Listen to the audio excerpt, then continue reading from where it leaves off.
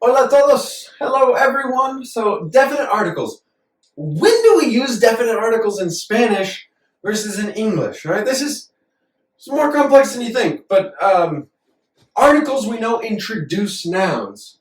So like the boy or some apples, a car. Those are articles, either definite or indefinite, right? So specific introductions or general introductions.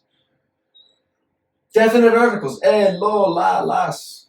Indefinite articles, right? But this video is talking about definite articles. When do we use them?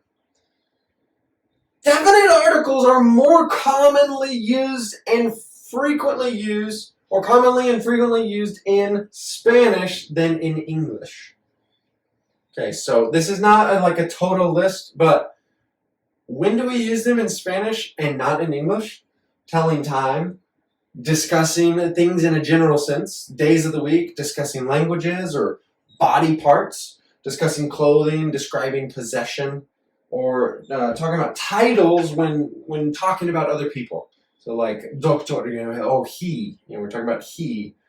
The Dr. Smith is a great man. In English, we don't say the Dr. Smith. We just say Dr. Smith is a great man.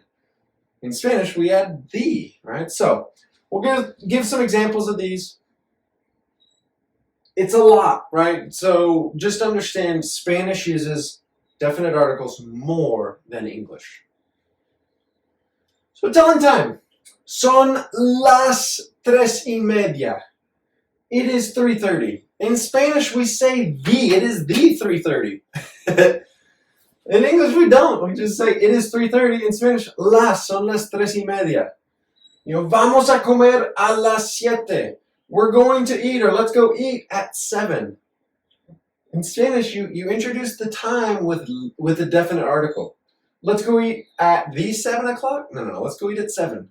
Vamos a comer a las 7. El concierto empieza.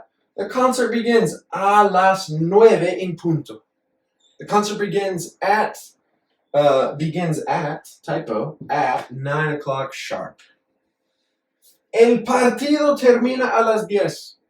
A las 10. The game finishes at 10. But in Spanish, always introduce the time with a definite article. Discussing things in a general sense, right? So like, milk is delicious. I'm making a general statement about milk.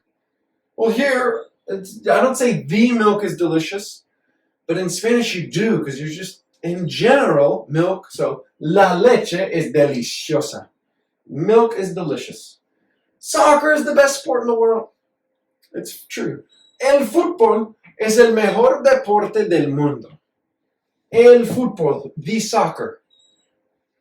Los gallos son ruidosos. Roosters are noisy. It's a general statement. I'm not qualifying it. It's just anytime we talk about something in general, use the definite article. Las fiestas de cumpleaños son divertidas. Birthday parties are fun. Not the birthday parties, but just birthday parties. We don't use definite articles as much as Spanish does. So, las fiestas. The days of the week. Always the day of the week is going to be introduced with definite article, right? El viernes yo no tengo que trabajar. Friday I don't have to work. This is the internet, but today actually is Friday and I'm working. And I don't know if it's Monday when you're watching this video or not, but I'm working on Friday. El viernes yo no tengo que trabajar. Friday I don't have to work. Yo nunca como el desayuno los jueves. So, general statement about breakfast. I don't eat the breakfast. I don't eat breakfast. Thursdays. Los jueves. Los is plural because it's every day. It's Thursdays or systematically. Plural. On Thursdays, I don't eat breakfast. I put on in a parentheses because sometimes you'd say, I never eat breakfast Thursdays. Or maybe in English you'd say, I never eat breakfast on Thursdays. Either way is correct. Yo tengo mi clase de arte los lunes y miércoles. I have my art class on Mondays and Wednesdays. So, los on the Mondays and Wednesdays. You gotta use the definite article to introduce a day of the week. El sábado nosotros vamos al cine. Saturday, we go to the movie theater. Discussing other languages. So if you're just talking about English, right, and this you could maybe classify as a general statement, but English is difficult to learn. El inglés es difícil aprender. I've never heard German in person. Yo nunca he oído. I have never heard el alemán en persona. I've never heard German in person. I've heard it, but I haven't spoken with Germans, you know. It's easy and fun to learn Spanish. Maybe some of you guys agree, maybe you disagree. Es fácil y divertido aprender el español. So if you're talking about a language, you got to introduce it with a definite article. Discussing body parts. Las rodillas le duelen mucho a él. His knees hurt him a lot. Mira el brazo de ella. Look at the arm. Is it the arm? In Spanish it is. Body part of her. Look at her arm. Maybe she's a ballerina. She's got long arms and clean lines. Mira el brazo de ella. Me duele la cabeza. My head hurts. La cabeza. My head hurts me. I have a headache. ¿Qué te pasó con el pie? ¿Qué te pasó con el pie? What happened to your foot? To your foot. Typo. Sorry about that. To your foot. El pie. Okay, describing possession. So this is a grammar term, advanced grammar, saying long form possession. The teams of Pep Guardiola are beautiful. Starting with this because I'm showing you sometimes you can, Pep Guardiola's teams are beautiful. The teams of Pep Guardiola are beautiful. It's the same, right? So it's the same thing in English. You could use either way. In Spanish, los equipos, the teams of Pep Guardiola are beautiful.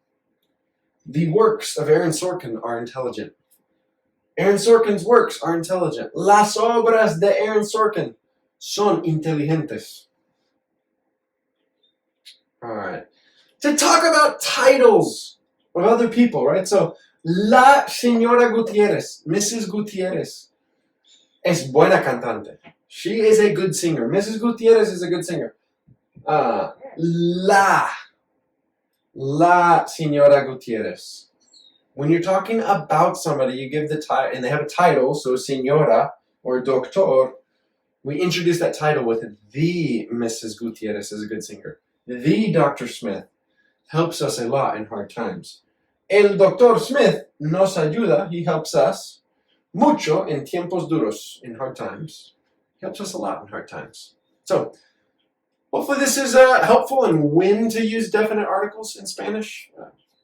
Enjoy it, have a great day, and see you next time.